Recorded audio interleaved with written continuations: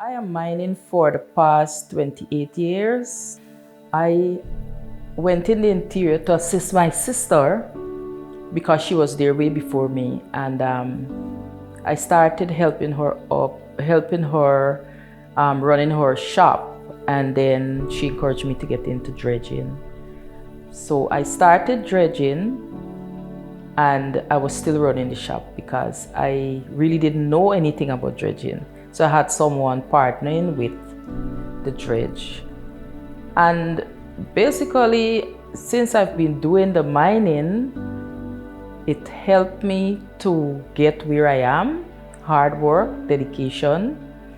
Eventually, I get to learn to do, like, identify the soil where you can make gold and you cannot make gold. And a lot of challenges I went through with workers, to get workers, then you have to sit down and watch them, and transportation, getting in and out of the interior, that was very challenging. I lost my life coming through the river, and that didn't stop me. I continue, and I'm happy that I'm at this level. I can go further. First time I saw my goal, I was excited, knowing, it was a big cake, and knowing that this is mine. And, I feel real good about it. The day before, the guys said they're going to wash down. And I said, okay, but I didn't go to the pit.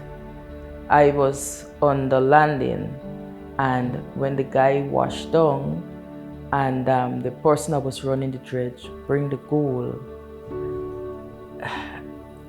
I want to hit the roof. It was good. So I can imagine, I said, oh, this is mine, this is mine. And, I feel really excited about it. Over time, I've been going to the pit and stand up, watch the guys work. And different pit, you would get different color of the material, different gradings, and I would ask questions. And, based on what I was told, then after, when I go to the pit, I don't have to ask any question because they already give me the information. So I would look at the gravel, and then I would know, oh, is it a depressing day for me when they're washing down? Or, will I be happy? So when I look at the material, I know when I will be happy or when I will not be happy. We normally walk the bush. In those times, we walk the bush, and you do shovel and spade. You dig, and then you test with a battle. Depends how it shows, if you can work here or not. Yes, it has been improved. From time to time, the road may get bad, but it is being repaired, but it's easier now. Before, in the olden times, we had to go through the river because the road was a track, or what we call a trail, and you had to come in with tractor. In Peruni, you had to go with tractor. And then when the rain fall, you stick up there sometime whole week, and you gotta get a mattock, and you're digging under the tractor wheel, and you're putting bushes under the tractor wheel for the tractor to get to move. If not the tractor, you gotta go through the river. Not knowing the danger of the river, it was fun for me.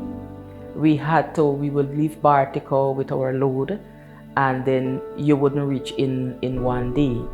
Sometimes you're on the river for a whole week, sometimes 4 days, 3 days, depends on the height of the water. And then if water is low, you gotta be the men. You gotta make sure you travel with the men on the boat, and they gotta hold the rope, go up on a rock, and they're pulling the boat whilst the captain trying to get over. And sometimes wherever night catch you, You lie down right there. Sometimes you sleep on the rock, sometimes you sleep on the sand beach. Depends where you stop. Sometimes you sleep in the boat. But most times we don't want to sleep in the boat because fear. The rope might loose and the boat gone down the falls with you. So we sleep on shore, where we would sleep on the sand or on the rock.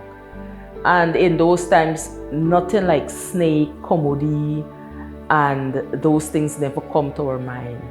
Now, then is when you're remembering, you're reminiscing, and then you say, oh gosh, I used to sleep on the rock, I used to sleep on the beach, and we never think about a commodity coming out the river and crawling up and those things. So now we think about that, but I personally don't do the river anymore.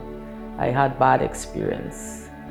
After the fun becomes sorrowful. So in the olden times, we doing mining with mercury.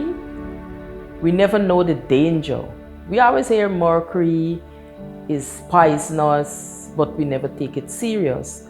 But lately, after the experience at GGMC, and then the mercury-free mining stuff come in, and the different workshops and seminars would tell you that mercury is toxic. Then I went on two conferences, mercury-free mining conferences, and I was amazed to hear the products that has mercury, and I become scared. I said, what? I didn't know all of that. So I learned a lot from those conferences.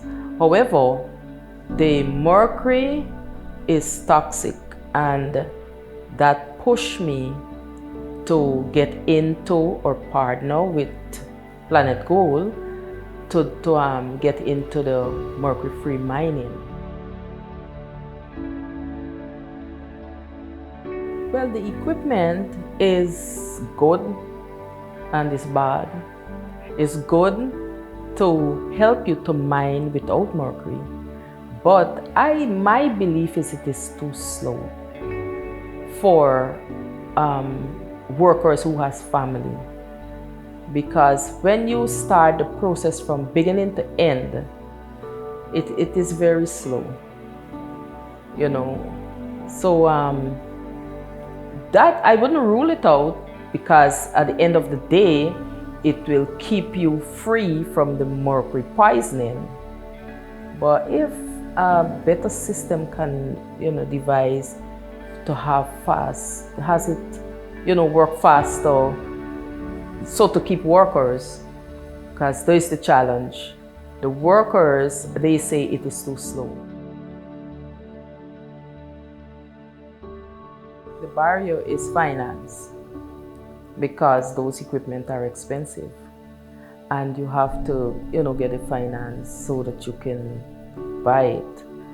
And I think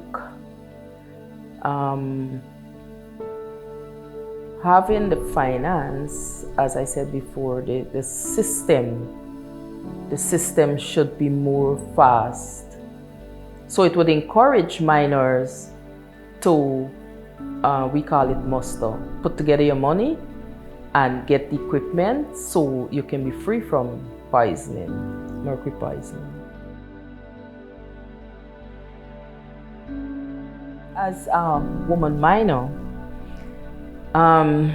it was challenging as a woman, because I was the only woman on my operations, and it was predominantly men, and the men always feel what they say, that is it, because you're a woman and you don't know.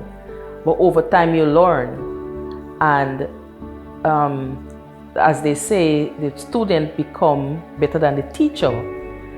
So then you find the challenge, they don't want to take instructions from you, a woman. However, you have to stand your ground. Once you start mining as a woman, you have to have a passion for it. The challenges I had was to find workers.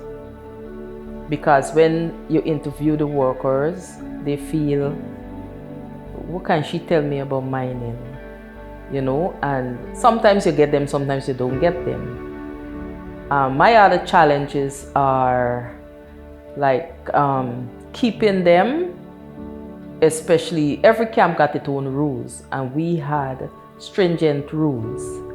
And to keep them, and they don't want to stick to the rules, sometimes you got to stand up to them, like it's man stand up to man, you know. And well, there were a lot of challenges, but thank God I am still here and still going.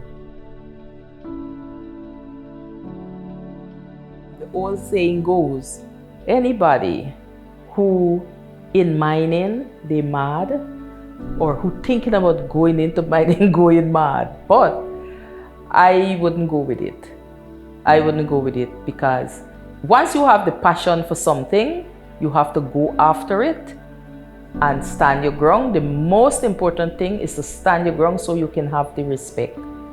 Because in the interior, if you're not strong, you know, if you're not strong, you got to be strong. You stand your ground, you demand your respect, and you go about your business as normal. But I would like to encourage women miners, women who want to go into mining, go for it.